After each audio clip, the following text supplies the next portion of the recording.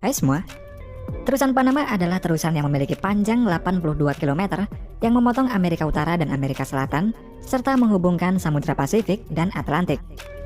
Dengan adanya terusan Panama ini, dapat memotong waktu tempuh kapal laut karena tidak perlu memutar lewat ujung selatan Amerika Selatan. Terusan Panama ini merupakan sebuah mega proyek yang terbesar dan tersulit yang pernah dibuat oleh para insinyur. Hal itu dikarenakan lokasi pembangunan terusan Panama ini berada di daerah yang sulit dengan lingkungan yang mematikan. Rencana pembangunan terusan Panama ini dimulai pada abad ke-16 ketika ada seorang penjelajah yang bernama Vasco Nunes de Balboa yang berasal dari Spanyol. Dia pertama kali menemukan Panama yang berada di antara Samudra Pasifik dan Atlantik. Pada waktu itu, Panama ini masih menjadi koloni Spanyol. Vasco kemudian memiliki ide untuk membuat terusan Panama agar dapat menuju Samudra Pasifik dari Atlantik tanpa harus berputar ke selatan terlebih dahulu.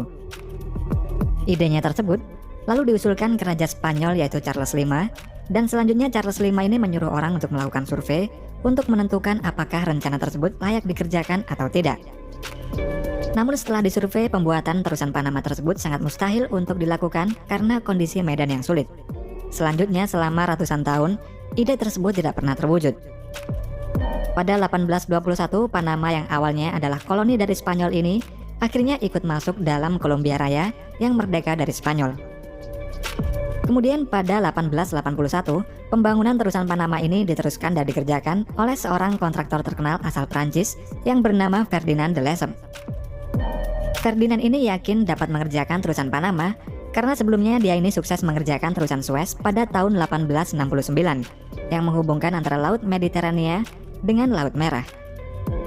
Ferdinand yang sudah mendapatkan izin dan pendanaan dari pemerintah Prancis kala itu mulai mengerjakan terusan Panama ini pada tahun 1881.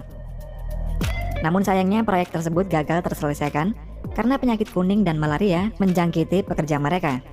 Lalu adanya kebocoran keuangan juga membuat proyek itu terhenti.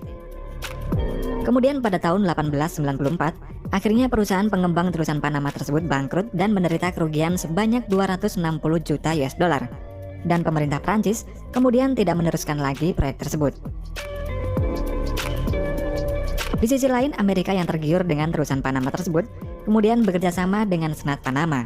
Karena Panama ini pernah dibantu oleh Amerika untuk merdeka lepas dari Kolombia pada tahun 1903.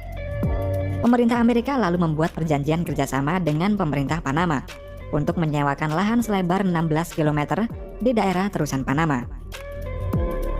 Dikarenakan posisi Samudra Atlantik ini lebih timur daripada Samudra Pasifik, maka saat air Samudra Atlantik telah pasang naik, air di Pasifik masih belum pasang. Sehingga terjadi kondisi di mana permukaan Samudra Atlantik ini lebih tinggi daripada permukaan Samudra Pasifik. Demikian juga sebaliknya, ketika air di Samudra Atlantik telah mulai surut, air di Samudra Pasifik baru mulai pasang. Akhirnya terjadi lagi perbedaan ketinggian permukaan air laut. Penyebabnya adalah perbedaan posisi bulan. Seperti yang kita ketahui, posisi bulan terhadap bumi mempengaruhi tinggi pasang dan surut air laut di suatu tempat. Karena perbedaan level air inilah yang menyebabkan kapal akan sulit untuk berlayar melewati terusan Panama ini.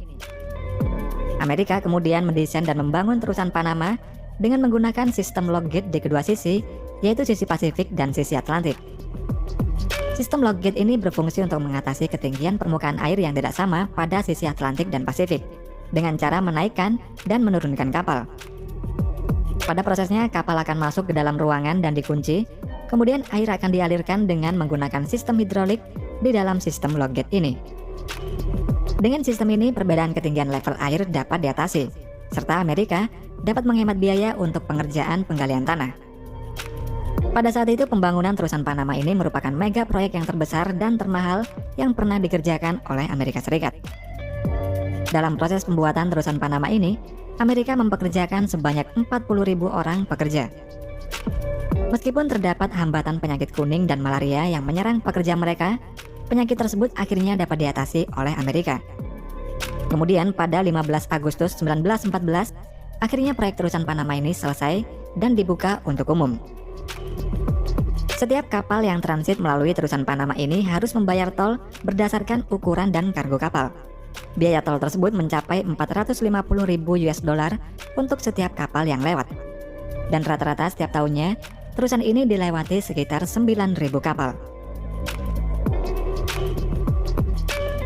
Setelah lama dikuasai oleh Amerika, akhirnya pada Desember 1999, terusan Panama ini diambil alih oleh otoritas terusan Panama yang orang-orangnya merupakan orang Panama asli semua.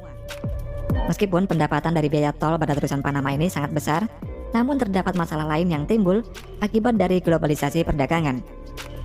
Masalah tersebut yaitu meningkatnya lalu lintas pada terusan Panama, yang menyebabkan kapal berukuran besar terkadang membutuhkan waktu berminggu-minggu untuk melewati terusan Panama ini. Dan kondisi tersebut mengakibatkan kerugian jutaan dolar pada Panama sendiri. Oleh karena itulah dibuat rencana perluasan dan kemudian disetujui oleh orang Panama. Proyek perluasan terusan Panama ini memiliki total nilai investasi sebesar 5,2 miliar US dollar yang melibatkan proyek di air dan di darat.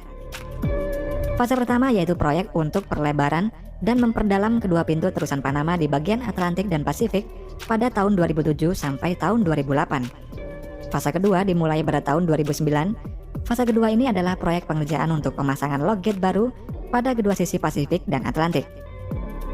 Log baru ini 30% lebih besar daripada log yang lama, dan saking besarnya, log baru ini sanggup menampung 3 gedung pencakar langit. Untuk sistem buka tutupnya juga berbeda dari yang lama. Log gate baru ini menggunakan sistem geser yang terbuat dari baja dengan berat masing-masingnya mencapai 3.300 ton dan total log gate yang dibutuhkan sebanyak 16 buah. Setiap log baru ini memiliki chamber atau ruangan yang sangat besar untuk menampung kapal Post-Panamax yang masuk.